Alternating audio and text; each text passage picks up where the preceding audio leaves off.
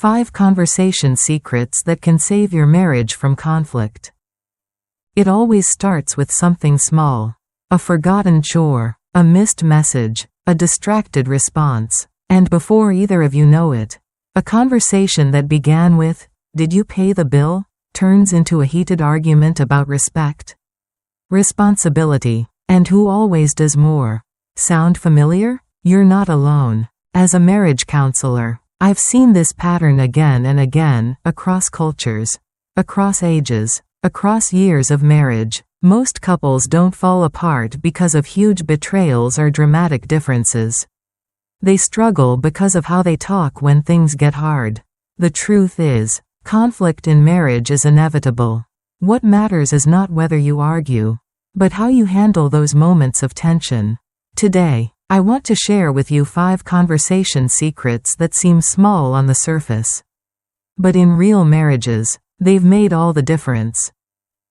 Secret number 1. Listen to understand, not to respond. We all think we're good listeners. After all, we nod at the right times. We say, "Uh-huh," and we wait patiently for our turn to speak. But here's a hard truth. Waiting for your turn is not the same as truly listening. In marriage, where emotions run deep and expectations are layered with years of shared life, listening has to be more than just hearing words. It has to be about making your partner feel understood. Take the case of Julia and Ben, a couple from Seattle who had been together for almost a decade.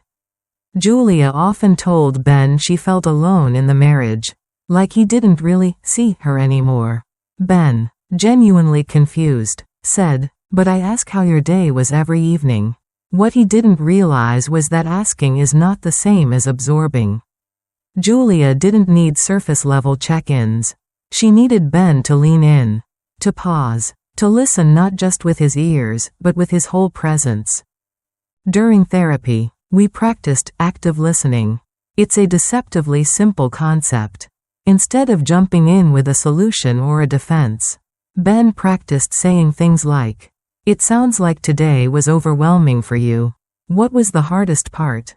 When Julia shared something emotional, he didn't try to fix it. He simply mirrored her emotions. The result? Julia cried, but not from frustration. From relief. Finally, she said, "I feel like you're actually here with me." Here's what active listening looks like in practice. Put down your phone or turn off distractions. Eye contact matters more than you think. Focus entirely on your partner, not on what you're going to say next. Reflect back what you heard. Try. "So you're saying you felt invisible when I didn't respond?" Don't interrupt. Even if you disagree, hold your thoughts until they finish. Acknowledge emotion. "That must have felt heavy." Or, "I can see why that upset you." One couple I worked with in Dublin developed a simple nightly habit. They'd sit on the couch for 10 minutes with no phones, no distractions, and just ask one question. "What's on your heart today?" They didn't solve problems. They just listened. And within weeks, their entire emotional rhythm changed. Arguments reduced. Affection returned. All because they stopped talking at each other and started listening into each other. The beauty of this secret is that it doesn't require you to agree with everything your spouse says. You don't have to validate false accusations or let go of your needs. But when you listen deeply, without rushing to fix or correct, you create a space where your partner feels emotionally safe. And when people feel safe, they soften. Walls come down. Conversations shift from confrontation to connection. Listening is an act of love. It tells your partner, "I care enough to step out of my world and into yours." In a culture where most people are desperate to be heard, being the one who truly listens can be the most healing gift you ever offer. Secret number 2. Choose the right time, not just the right words. We've all heard the advice to choose your words carefully in a relationship. And that's true, words matter. But just as important as what you say is when you say it. Many marital arguments begin not because of the message itself, but because it was delivered at the wrong moment, when your partner was tired, stressed, distracted, or simply not emotionally available. Let me share the story of Lauren and Mike, a couple from Amsterdam. Lauren often brought up difficult topics with Mike right after he got home from work.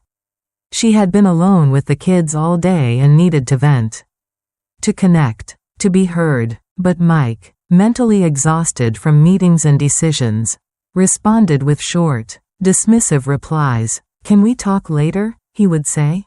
Lauren felt rejected. He felt pressured, and tension grew. During our sessions, we introduced one small shift: schedule the hard conversations. It may sound unromantic, but intentional timing is one of the most respectful acts in a marriage. Instead of confronting him at the door, Lauren would now say, "When's a good time for us to talk about something that's been on my mind?" Mike, feeling less cornered, was more open. They started having 30-minute walks after dinner where they could both speak and listen. It became their safe zone. Timing is everything. Here's how to make it work for you. Avoid ambush talk. Don't bring up big issues when your partner is already overwhelmed. Observe their emotional state. Are they hungry, irritated, half asleep? Save it. Ask for consent. Is now a good time? Shows respect and helps your partner brace for deeper dialogue. Use neutral times. Mornings, quiet weekends, or after a shared relaxing activity work best. Create rituals. Weekly coffee check-ins or weekend walks can become trusted times to open up. In Vienna, I met a couple, Jonas and Freya, who were always fighting on Sunday nights. They realized they were both anxious about the upcoming week, and their minds were already elsewhere.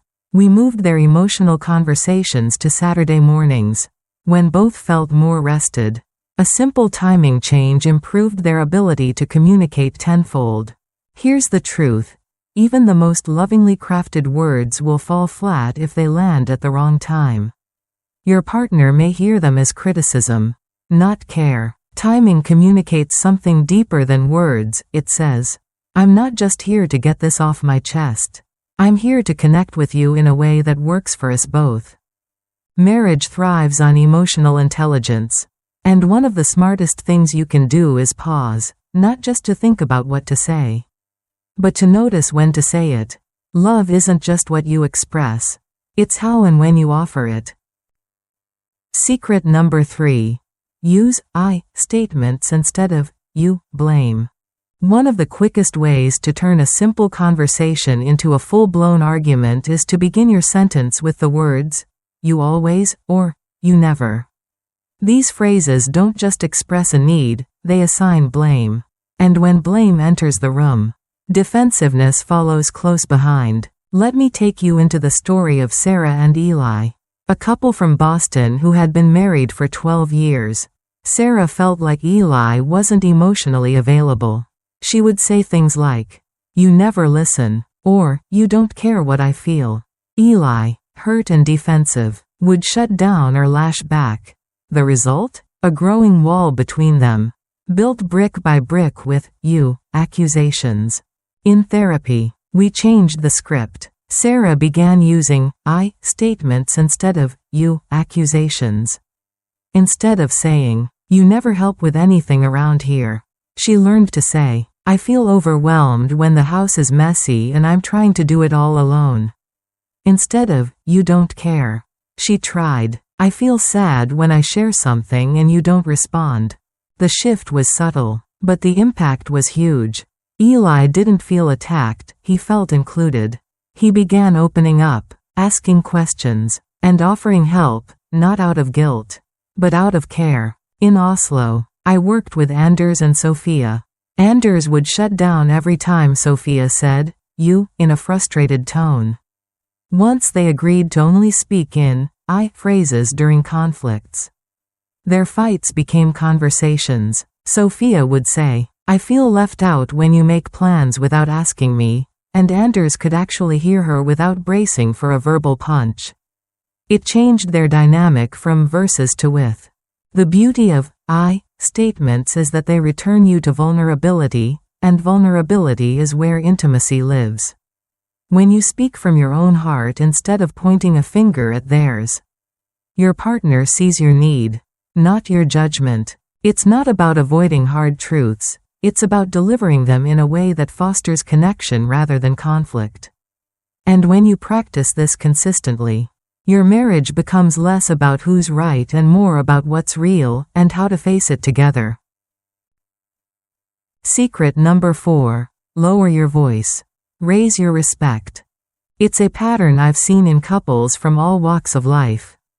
Two people who genuinely love each other, but somewhere in the heat of the moment, voices rise, tones sharpen, and suddenly what began as a discussion becomes a battlefield.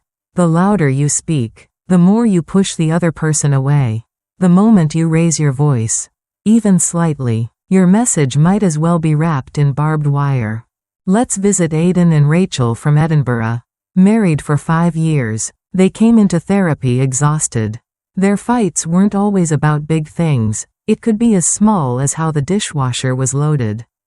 But the intensity was always the same. Rachel's voice would rise, sharp and quick, and Aidan would mirror that energy, escalating fast. Both would say hurtful things they didn't mean. Both would shut down for hours afterward. They weren't fighting about dishes. They were fighting to be seen, to be heard. In one session, I asked them both to try something counterintuitive. The next time they felt the urge to yell, I asked them to do the opposite, lower their voice. Speak softer, not louder. It felt awkward at first, even unnatural, but over the next few weeks, something shifted. The tone of their conflicts changed. Arguments didn't disappear, but the temperature dropped. Hurtful words were replaced by measured thoughts. Silence was replaced by stillness. Why does this work? Because tone is the emotional volume of your words. You can say, "I need you to help me more," in a gentle tone that invites closeness, or in a harsh tone that pushes your spouse away. Tone is often more powerful than content. It's the music beneath your message. And in marriage, music matters. Here's how to manage tone with intention. Take a breath before you speak. Especially if you're emotional. Lower your volume, even if you feel your emotions rising. Slow your speech. Quick words often come from quick anger. Choose silence when you feel your voice might wound. Silence can protect the connection until you're ready. If things escalate, pause and say, "I care about this, but I want to speak from a calmer place. Let's take a few minutes." In Helsinki, a couple I worked with created a shared signal, a hand over the heart, whenever either felt the conversation turning too sharp. It wasn't a shutdown. It was a request, "Please, let's not hurt each other with tone."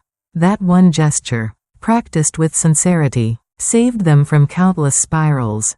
Respect in marriage is not just about what you do, it's about how you communicate.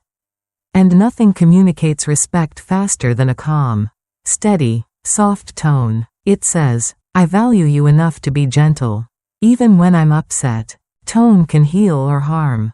When your voice is tender, your partner feels safer. When it's harsh, they prepare for battle. Speak in a way that makes your marriage feel like a refuge, not a battlefield. That begins not with better arguments, but with kinder tones. Secret number 5. End with connection, not distance. Not all arguments have a tidy resolution. Sometimes, you'll still disagree. Sometimes, the emotions are too raw to find closure in one sitting. But here's what matters even more than resolution: how you walk away. Many couples make a dangerous mistake. They let conflict end in silence, withdrawal, or distance. And every time they do, a little more space grows between them. Let me introduce you to Hannah and Daniel, a couple from Vancouver. They loved each other deeply, but every disagreement ended with Daniel shutting down. He'd leave the room, stop texting, and go cold for days. Hannah felt abandoned. Daniel, meanwhile, said he needed time to think, but he didn't know how to return. The result? Days of emotional distance after each conflict, followed by awkward re-entry and unresolved tension still hanging in the air. In our work together, they committed to a new rule, no matter how hard the conversation. They would end with connection. That didn't mean pretending everything was okay. It simply meant choosing togetherness over withdrawal. Sometimes it was a gentle hand on the shoulder. Sometimes it was a quiet, "I love you, even if I'm still upset." Sometimes it was a shared cup of tea in silence. Just to say, "We're still a team." In Milan, I met a couple, Chiara and Matteo, who had developed the habit of saying, "Same team," after each disagreement. It became their anchor, no matter how heated the argument. Those two words reminded them, we're not enemies. We're partners, and in the long run, that mattered more than being right. Connection doesn't erase disagreement. It simply affirms the relationship is bigger than the conflict. When you end a hard conversation with kindness, you create safety. You remind your partner that your love isn't conditional on harmony. It's committed, even through messiness. In a healthy marriage, not every discussion needs a solution. But every interaction should leave behind one truth: I'm still here. And we're still us. So the next time you find yourself in a tough conversation, ask yourself, how can we close this moment with care? It doesn't need to be dramatic. Just real, just human, just enough to say, this is hard, but we're still holding hands through it. Because in the end, it's not about winning arguments. It's about protecting the bond, especially when things feel shaky. And that kind of love? That's the kind that lasts. Conflict is not the enemy of marriage. Silence is. Distance is. The enemy is believing that you and your partner can't find your way back to understanding. But the truth is, you can, often through something as simple as how you choose to speak and listen. So here's my invitation to you. Try just one of these 5 secrets this week. Maybe today, you'll pause to listen fully. Or maybe tonight, you'll choose to say, "Can we talk when we're both rested?" Instead of blaming, maybe you'll say, "I feel," instead of, "You always." Maybe your tone will soften. Maybe, even in a hard moment, you'll end the day with a hand on their back, reminding them you still care. Marriage doesn't need grand gestures to survive. It needs small moments of care, consistently practiced. These 5 conversation secrets aren't magic, but if you give them space, they can become sacred habits. And those habits? They can protect your love for a lifetime. If you found this video meaningful, please don't forget to like and subscribe to our channel. If you're facing unresolved challenges in your own marriage, we invite you to share your story in the comments below. We read every message, and we hope our words of encouragement will give you the strength to keep going. Even on the hardest days, we're here with you, and we look forward to seeing you again in the next episode.